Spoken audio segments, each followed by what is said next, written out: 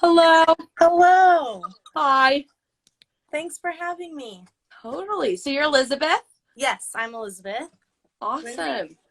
Pardon? Are you Lindsay? I'm Jackie, so I'm filling Oh, in for Jackie. Lindsay today. Okay, great. Yeah, Awesome. yeah, yeah. Awesome. So what year are you? Are you a student here at Poly? No, I'm actually a staff, so I'm one of the coordinators for Oh, fraternity and sorority life. And I'm really excited to be here talking with everyone about it. so exciting. Yeah. So you're here to chit chat about Panhellenic and Greek life.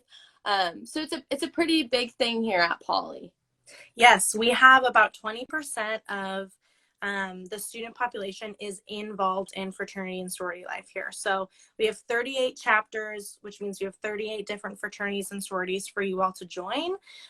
We have 3 different councils that oversee the 38 fraternities and sororities. So we have Panhellenic, which you've been saying, which oversees our large national all women's organizations. And we have 10 chapters within Panhellenic. And then we have the Interfraternity Council, or IFC, which oversees all of our large all men's national organizations. And we have 17 of those on campus. We have 17 IFC fraternities. And then we have the United Sorority and Fraternity Council, or USFC, which oversees our smaller culturally focused fraternities and sororities on campus. And we have 11 USFC fraternities and sororities on campus too. Wow. So overarching, I didn't realize there's so many pockets and niches. I Yeah. totally forgotten. There's college based fraternities and sororities as well. So are you in charge of those as well? No, so that's a really popular question. So the professional fraternities and sororities are just through the college. So we oversee all of our social organizations. The bonus is you can do both. You can join a professional fraternity and you can join a social fraternity as well. That's super awesome. Yeah. So how do these sororities and fraternities, how do they look like on campus? I know like houses are things for maybe some of the more traditional sororities and fraternities, and then we have cultural ones. Do they have houses as well? Just like how does it manifest in Cal Poly campus? Yes, that's a great question. So, although we are a large force on campus, we don't have like a stereotypical Greek row like some other schools do. And as you know, like SLO is smaller and the houses are smaller. And so we just can't fit, 200 people in one house. And so, all of our Panhellenic sororities, except for one, have houses on campus. And a good chunk of our IFC fraternities have houses. I don't believe any of our USFC fraternities or sororities have houses. So the chapters that do have houses, they're like they're all on California, they're on Foothill, they're very close to campus. But because not all of our chapters have houses and because they're just not big enough to fit everyone, it's not a requirement to live like in the house. And so first year students, second year students, they will all still be living on campus. And then essentially what happens is each year let's say the sorority will say we have this many spots available, like who wants to come, and it's like a first come first serve basis on who wants to live in the house. But size wise, our Panhellenic, IFC, and USFC chapters are all very different. So Panhellenic is the average chapter size is around 200 members right now, which is large. And Did COVID impact that as well? Do you think more students were joining the just houses in general because the shift to online? We were worried. We didn't think that people would want to join fraternity and sorority life last year because it was all virtual. But we actually saw a large increase of students who wanted to join, and I think that's because they just wanted to have some sense of community, even if that was virtual. So, and we were able to provide that, which was awesome. Our IFC fraternities are a little bit smaller. Their average size is around 70 to 90, and then people per chapter. And then our USFC chapters are really anywhere between 5 and like 25, 30 people per chapter. So there's something different for everyone. Totally. What's that acronym one more time? USFC. What's that stand for? Sorry, United Sorority and Fraternity Council. So those house our culturally based groups. So they have Asian interest, Latinx interest, multicultural interest, Asian American interest, and South Asian interest as well. Yeah. Really cool. Yeah. Ah, great. So it's a big population, 20%, huh? Yeah, so we have almost 4,000 members on campus that are part of fraternity and sorority life. And so we do a lot. There's always something going on. Yeah, definitely. And so how does someone join one of these groups? Yeah, great question. This is probably our most popular Yeah. question, is how do we join? So we all three of our councils do some sort of formal recruitment in the fall quarter. And so this fall, all of our groups will be doing recruitment.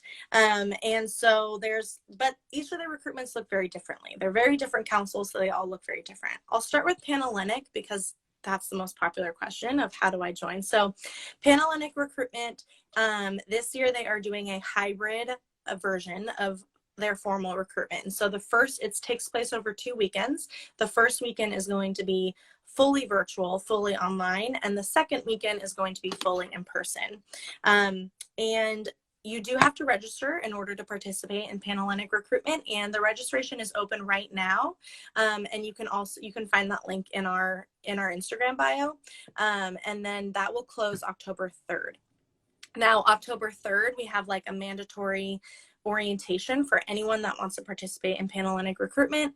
And then the dates of Panhellenic recruitment are October 9th and 10th, and then October 16th and 17th. So that's like a general overview of what Panhellenic recruitment, the dates are. It's a lot more formal than our other two councils. And when you register, someone will reach out to you, essentially being like, hi, I'm your recruitment counselor, and they are there to help you throughout the entire process. So that's Panhellenic recruitment. IFC recruitment, or the Interfraternity Council, which is our large all men's organizations. So IFC also registration, that will open the first week of classes. October 2nd, there is a mandatory IFC information session. And that's your first chance to meet all of the chapters. They'll kind of give a little blurb about like who they are. And then October 4th, IFC, the council, hosts like a service event. So potential new members can come and do some type of community service with the council and some of the chapters as well. And then October 5th is the official like kickoff barbecue. So all of our chapters will be there. We encourage you to introduce yourself and meet as many chapters as you want, as many fraternities as you want. And then after the kickoff, all of the chapters will host their own individual recruitment events. And so you can go to as many events as you want, and we recommend going to as many as you can, because that's really the best way to figure out which fraternity you want to join, because they are all different. Mm-hmm. And then, yeah, so you can go to all the individual events. And then the very last event is much more formal and more personal, and that the last event is like invite only. And so you'll go to the different events, and then you could get invited back to multiple different invite only events, but it's very specific. The chapters are hosting it themselves. And so what I recommend if you're interested in joining an IFC fraternity is that you follow their Instagram. And I don't know, can I put it here in the chat? I'm not. Yeah. Let's see. I think it's Cal Poly. Okay. So yeah, I would recommend following their Instagram, Cal Poly IFC, because they'll have all of the different event times and the rush times and where they are throughout the week. Then USFC, so United Sorority and Fraternity Council, they have an information session on September 27th at 7 p.m. And then September 29th is their USFC kickoff, which all the chapters will be there as well. It's super fun. And then there is no registration required for joining a USFC chapter, but similar to IFC, chapters will host their own individual events after kickoff. So I would recommend following their Instagram to figure out what they're up to. And I'll also put Panhellenic's Instagram on there as well, because those Instagrams are always updated, and it's really the best place to get all the updated information about how to join, what we're doing. All of our Panhellenic groups will be at Club Showcase. Most of USFC groups will be at Club Showcase, and I believe some IFC groups will also be at Club Showcase. So you can even like start chatting with them then and learning what it is to be in fraternity and sorority life. Wow. So will each different like chapter have their own booth, or is it like Yeah. one booth for Panhellenic or one booth for IFC and UFC? Each chapter will have their own booth. There will be a Panhellenic booth as well, where you can actually register for recruitment right there. There'll be Cool. an IFC booth there where you can also register. And I don't think USFC will have a booth, but all of their chapters will be there with their own booths. Very cool. Yeah. Awesome. Great. So did you go to Poly specifically? Were you part of a part of Greek life, or how did you get involved in this position? That's a great question. So I did not go to Cal Poly, Wow. actually. I went to Northern Arizona University Fun. back in the day, and I was in a sorority. I was in a sorority there, and I really enjoyed it. I was also an orientation leader, and I was a tour guide. I also worked in the admissions office. Nice. And so I clearly loved like working out of college, being Yeah. involved in the university. And so I decided to get my master's in higher education leadership because I wanted to work in student affairs, and I was either applying to orientation jobs or Greek life jobs. And this job opened up, and I applied, and I've been here since March of 2019. So 2.5 years. That's super awesome. And Yeah. just through your own experience, how do you think that, being in Greek life can really add to your college experience and kind of prepare you more for the real world? Yeah, that's a great question. And I think one of the biggest things is, especially coming in as a first year student, like you don't know Yeah. anyone, you join a sorority, you join a fraternity, and all of a sudden there are like at most like 200 people on campus that in your classes. You have connections with older members, and so they can really help guide you through your entire college career, especially that first year. That's so crucial, and really like finding your place on campus. And so while you're in it, you also get our groups on average participate, or they contribute around 120,000 hours of community service. Every year. They raise around $400,000 every year in fundraising. So it's another great opportunity to like get in the community, give back. Most of our groups have like national organizations. So it feels really cool to put on these like awesome events, get to know the community. And like one of our groups, their philanthropy is the Make-A-Wish Foundation. And so they'll have this huge philanthropy event, and like it goes to this really, really great thing in order to give back. And a lot of them will also work locally too, with like local organizations. It's also a great way to just like meet people from all different like walks of life, and you're all part of this community, and you're like coming together for one common cause. Like you're all part of fraternity and sorority life. And what does that mean? And that's really cool. And it can give people some like a really, really nice sense of belonging Mm-hmm. on campus. And you also get a lot of leadership abilities and lots of leadership opportunities. So we have presidents of each chapter. You can be the finance person of each chapter. You can plan all their social events. You can sit on committees that maybe not be an actual leadership position, but all of our chapters have like diversity, equity, and inclusion chairs. And then they have like DEI committees. So if that's something you're really passionate about, you can join the committee.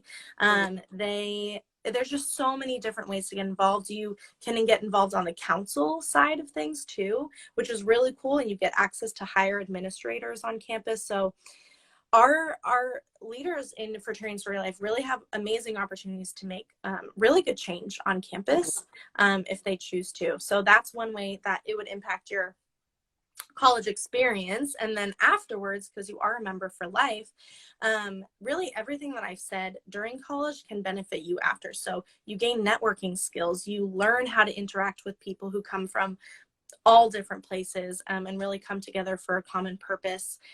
You're learning budgeting, event planning, risk management. Like there are so many things that our students do that I don't think people realize that really benefit them in the job force, resume building skills. Like they do so much. So Yeah, working with like campus partners and volunteers and everything like that. totally. And I could totally see how like having a leadership position upon your peers, like a group that's your same age group could totally be like so difficult and challenging. So like what an Yeah. opportunity for growth, just in that category specifically. Yes, that was when I was a student leader. That was one of the biggest things I learned, was like how to lead my friends and lead Yeah. my peers. And it's a really, really important skill and really cool. So yeah. Yeah. And there's like some accountability too that comes with Greek life as well, because you need to get a certain GPA, am I correct? And there's volunteer hours for certain organizations that are needed. Yeah. Yeah, so we do, yes. So most of our groups have like a certain GPA requirement to join, and then they all have like academic plans. So if you're struggling in academics, like they'll have plans to get you back on track. Um, and they also have, yeah, they're required by our office to every member has to complete 5 hours of community service at least per quarter. And we also provide opportunities to do that as well. We also do a lot of educational workshops with our entire community. So we will do DEI workshops quarterly. We will do sexual assault prevention workshops, hazing workshops, alcohol and other drugs workshop, really like getting the information out there and making sure that they have all the information that they need in order to be the best version of themselves, the best community member, the best brother and sister out there. And I think we're one of the groups where we do, I feel like our fraternities and sorority members are, they probably do some of the most trainings on campus, Mm-hmm. but it's really important. And that's something that we really prioritize. So yeah, that's, I think that was the question that you asked. Definitely. No, 100% was. Yeah, yeah, yeah. And if people watching have any questions, please feel free to drop them in the chat. Elizabeth is a great resource. Take advantage of her while we have Yes. her as our guest. That's super awesome. I remember specifically, or there was I think it was the sororities and the fraternities, they put on an event for like stalking awareness. Yes. Joined with Sex E, which Bree is in charge of. And I remember watching that specifically and having friends that were part of the show as well, on the performance side of things. That was a super cool event, and just one that really raised awareness overall that I thought was really beneficial to attend. Yeah, it's awesome. They do a lot of events with like we use our campus partners all the time. So Yeah, yeah. love it. Great, thanks. Yeah, so what can students do today to be ready for recruitment for these different groups? The first thing is if registration is open and if it's required, register for recruitment, because I think a big misconception is if you go through recruitment, that means you have to join a fraternity and sorority, but that's just not true. You can go through recruitment and realize it's just not for you, and you can leave, and that's totally fine. We know that fraternity and sorority life is not for everyone, but even going through recruitment, this is one of the largest, like all three of our recruitments combined, it's one of the largest events that Cal Poly has. And so even just going through recruitment, you're meeting so many people. Yeah. I can't tell you how many people are like, oh yeah, I met my best friend like in line at like a Panhellenic recruitment event. And so even just like if you're looking for ways to get to know people, just register. If you're thinking about it, do it. And if it doesn't work out, that's totally fine too. Another thing is following all of those Instagram accounts, following our Instagram account. That's going to get you the most like updated information possible, and then DM them if you ever have any questions. And the other one is like attend the information sessions that they have. If you have any questions, please ask them, because these students, they are living it on the daily and they are the best people to ask. Go to Club Showcase, like introduce yourself, ask them what it's like to be part of a sorority and fraternity, because they have a better student experience than I do, obviously coming from a staff member. And they want to help you, like they want to help you find a place on campus as well. So don't be afraid to ask any questions that you want. Mm-hmm. Totally. And let's say you join Greek life and maybe by your like second or your third year you feel like it's not for you. Is it like a binding commitment for all 4 years that you need to stay within that organization? Or no, if you realize like it's not for you, you can drop. This is not like you don't sign your life to this contract. The thing I will say, and this is not a Cal Poly rule, this is like a national overall, like for all the sororities, part of Panhellenic. If you're initiated to a sorority, a Panhellenic sorority, unfortunately, and you drop, unfortunately, you can't join another one. So that's the only caveat is, but there is a period. You have a whole quarter to really figure out if you want to be initiated or not. And if you drop before you're initiated, you can always go through again. We rush. That's just for Panhellenic, though. I think I see a question. Do you encourage? We do. Yeah. Do you encourage transfer students to go through recruitment as well? Yes. Anyone can go through recruitment, no matter like what year you are. We have people from all different school levels joining. So yes, please, please. I mean, this is a great opportunity. So if you're interested, yes, I highly encourage transfer students to go through recruitment. That's awesome. Yeah, and if any more questions, please feel free to drop them in the chat. Make sure to take a second, look at those handles that were dropped in the chat as well. Give them some follows to make sure you're up to date on everything that's happening. That's sorority and frat life. Oops. I'm also putting our, sorry, I'm like shaking. I'm putting our general like email on there as well. So that if anyone has any questions afterwards, they can just send an email to that email and we'll respond. Awesome. Seems great. Thank you so much for coming, Bree. Or Elizabeth. Oh my God, I'm so sorry. I don't know what happened to me. Elizabeth, it's been a long day. Happy Monday. Happy Monday. We're here. WOW is starting. Move in. We're excited. Super exciting. Exciting stuff. Awesome. Yeah, thank you so much for your time and for answering these questions and sitting and chat with us. Yeah, hope to see you around campus. Maybe see you in your offices and passing the UU one day. Yes, we're going to be back full capacity. Yeah, I'll be at Move-In tomorrow morning. There's a lot of people in fraternity sorority life at Move-In, so find them and they will also help you out too. Amazing. Thank you for coming. Thank you. Have a great day. You as well. Bye. Hey there, my name's Rafael. I'm a fourth-year journalism transfer student with a minor in Spanish, and my pronouns are he, him, his. Thank you for watching the video. Please share any questions or comments you have down below in the comments section. Click here to subscribe, and to watch more videos, click here. If you want to sign up for a campus visit, we're offering in-person and virtual options, so check out our website. Link in the description. Thank you for watching.